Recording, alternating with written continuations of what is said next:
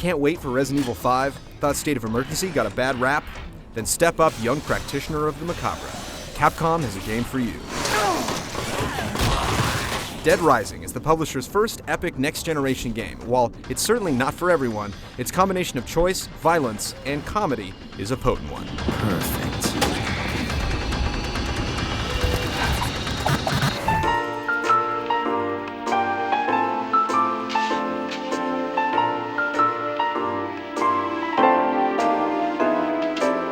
Investigating a scoop in the sticks of Colorado, photojournalist Frank West doesn't really know what he's getting himself into. What in the world? Well, that is until he spies zombies using humans as chew toys. The government forces his chopper to land on the roof of a shopping mall, leaving Frank with 72 short hours to get the story and 3 long days to try and survive. Frank's not the only human in the shopping center. There's a faction of secret agents searching for the key to the mystery, and plenty of helpless small employees that Frank can rescue and take to safe haven.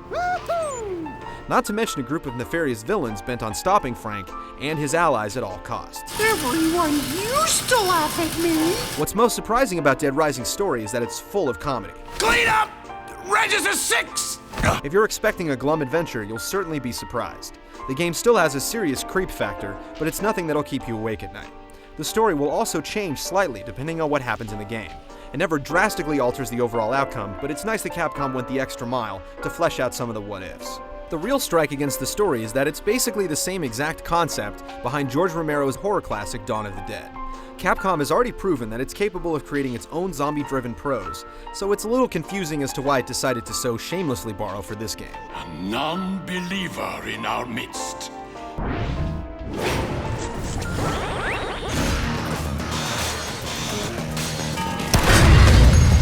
When you first boot up Dead Rising, you have just one option, the 72-hour mode.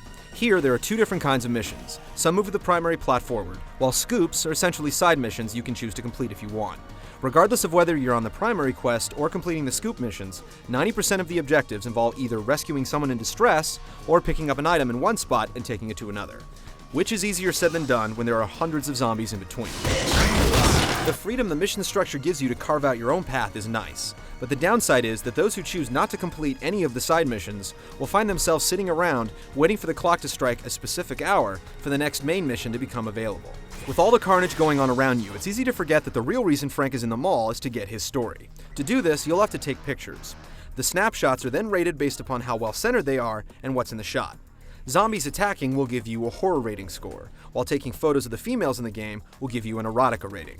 The better the photo, the more points you'll get, which brings us to one of the more interesting aspects in Dead Rising. Please, talk to us. Believe it or not, the game includes some RPG elements. Everything you do, from dropping zombies to taking snapshots and completing missions, rewards you with points.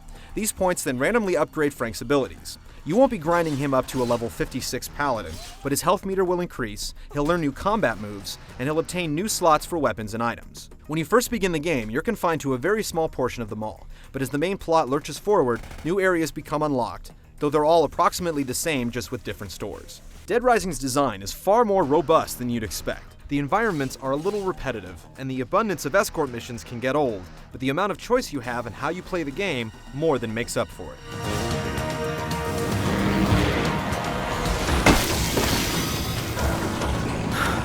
Despite all the mission objectives and photography, the real crutch of Dead Rising is killing zombies. And boy, does the game give you a million ways to do it.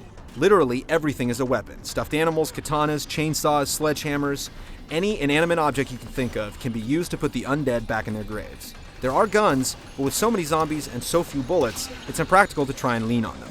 The weapons are very well balanced. While highly effective blunt trauma instruments will break and disappear rather quickly, the less powerful items tend to last a lot longer.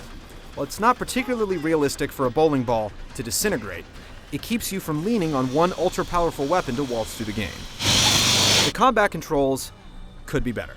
The left trigger will bring up your camera for snapshots, and the right trigger will allow you to aim weapons in first person. However, when adjusting the aim of either, you're asked to use the opposite analog stick. It takes a little while to get used to, but it's nothing you won't be able to conquer with time. It's also impossible to aim accurately and move at the same time, so if this bothered you in Resident Evil 4, you're going to get another dose of it here. With that said, Dead Rising's biggest gameplay flaw is the AI of the computer-controlled characters. The zombies are fine, but a lot of the survivors you're asked to rescue will run straight into piles of the undead, or just stop walking altogether. While the insane boss fights are certainly the highlight of the game, many of them will get stuck on parts of the environment, making them easy pickings.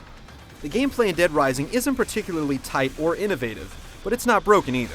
The control scheme could be more intuitive, and the humans in the game seem just as brainless as the zombies, but the tools are here to complete the game with minimal aggravation. The enjoyment you glean from Dead Rising is directly proportional to how much you enjoy using new weapons to kill zombies. If things like this have bored you in the past, then it's off to the rental store for you, but at the same time, assessing the game solely upon this trait is to sell it short. There are so many missions to complete and survivors to save that for the enthusiast, playing through it just one time will not be enough. And with the light RPG elements, solid graphics, and plenty of choice, it ensures that no two people will survive these visceral 72 hours the same way.